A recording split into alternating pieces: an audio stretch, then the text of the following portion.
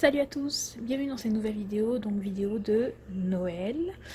Comme vous avez pu le voir, donc une vidéo par jour, du 1er donc au 24 ou au 25. Pour l'instant, je suis pas sûre de la date de fin.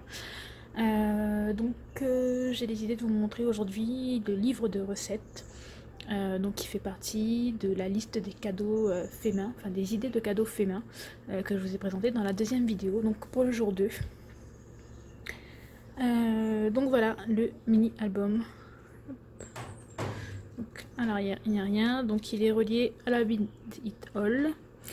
Donc bon, à ce niveau là j'ai eu quelques petits soucis, mais bon, si vous faites bien attention vous n'aurez pas les mêmes soucis que moi. Donc voilà, j'ai décidé de vous faire un petit livre de recettes. Ça peut être un cadeau sympa pour quelqu'un qui aime cuisiner par exemple. Donc il a été réalisé en tissu, vous retrouverez la vidéo tutoriel donc juste après. Donc voilà, donc je vous montre d'un peu plus près. Donc comme vous pouvez le voir, donc tissu à carreaux pour la couverture. Les principaux papiers utilisés sont les papiers de la collection Soul Kitchen de chez F Deco. Les lettres pour le mot recette, donc c'est des lettres de chez American Craft.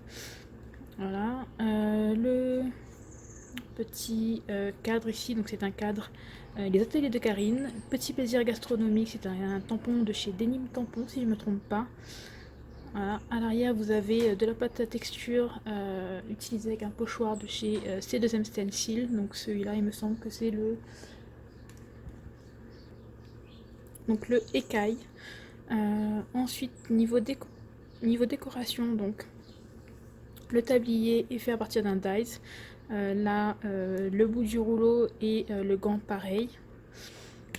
Là c'est un stickers que j'avais reçu lors d'un échange et une forme bois à acheter sur une petite boutique près de chez moi mais qui malheureusement n'existe plus. Voilà. Donc relié avec une spirale, et quand on ouvre, donc j'ai pas beaucoup décoré l'intérieur on va dire, j'ai laissé les pages blanches. Je n'ai pas fait de fiches recettes, mais je pense peut-être les faire et les coller ensuite sur chaque page. Donc à l'intérieur, donc sur la couverture comme vous pouvez le voir ici, donc j'ai pas mis grand chose, juste un petit napperon. Ensuite donc sur la première catégorie, donc qui sont les entrées, voilà, un peu de dentelle, quelques stickers. Ça, la petite étiquette là, c'est l'intérieur de ce dies-ci, que j'ai d'ailleurs coupé en plusieurs pour pouvoir donner du relief. Donc les lettres, ce sont des planches de stickers, mais je n'ai plus la marque.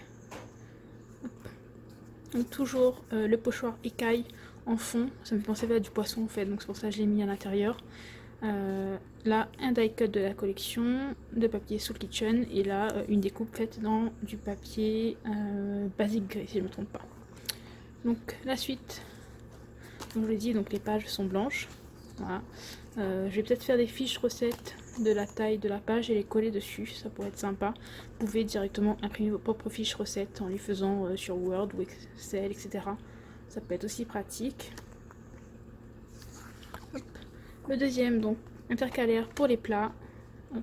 Donc toujours un sticker, je me sens que c'est Graine Créative, mais je suis pas sûre. Un petit napperon, de la dentelle, un die cut de la collection. Voilà, donc c'est relativement simple. Là derrière vous avez donc le pochoir avec la pâte de texture. Toujours des pages blanches. Et donc pour finir, le dernier intercalaire donc, qui concerne les desserts. Donc un tampon de chez Action. Alors j'avais pas envie de sortir ma Cuttlebug juste pour découper autour, donc je l'ai fait à la main, mais vous avez le die assorti. Là une petite cuillère en bois achetée dans une boutique près de chez moi, comme je vous disais juste avant. De la dentelle, un petit die cut. Et voilà. Donc, hop. Donc à la fin de l'album, je n'ai rien mis. Voilà, juste le papier imprimé. Si vous le souhaitez, je pense que vous pouvez ajouter par exemple une petite pochette pour mettre des recettes trouvées dans des magazines, etc. Ça peut être sympa. Mais bon, en attendant, voilà, la base de cet album est assez simple à faire. Le plus embêtant, c'est de perforer au niveau de la Bind It All. Mais c'est tout, sinon il n'y a rien de bien compliqué pour réaliser cet album. Voilà. Donc ça peut être un petit cadeau sympathique. Vous pouvez mettre beaucoup plus de pages. Voilà, le mien n'est pas très épais, mais vous pouvez mettre selon l'épaisseur de la spirale que vous avez, Vous pouvez mettre 3 à 4 fois le nombre de pages que j'ai mis dedans. Donc là, il y a à peu près 10 fiches par catégorie.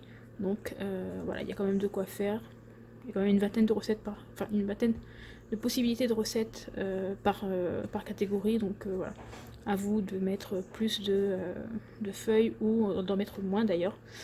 Alors il faut savoir que les feuilles que j'ai utilisées à l'intérieur, donc ce sont des feuilles Clairefontaine du DCP de 120 grammes.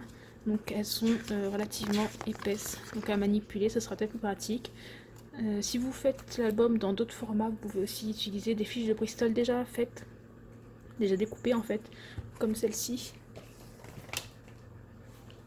Voilà. Là par exemple vous avez du 100 par 15, mais vous avez d'autres formats, notamment du 125 par 200, donc 20 cm par 12,5. Ça peut être plus pratique aussi. Voilà, il y a juste à perforer. Là moi j'ai dû découper donc les feuilles à la main, mais sinon voilà, donc un album relativement simple à faire. Donc voilà, j'espère que cette petite idée cadeau vous aura plu et que ça vous donnera envie d'en réaliser pour vos amis, familles qui sont gourmands ou cuisiniers éventuellement. Donc voilà, moi je vous dis à très bientôt pour une nouvelle vidéo. Bye bye.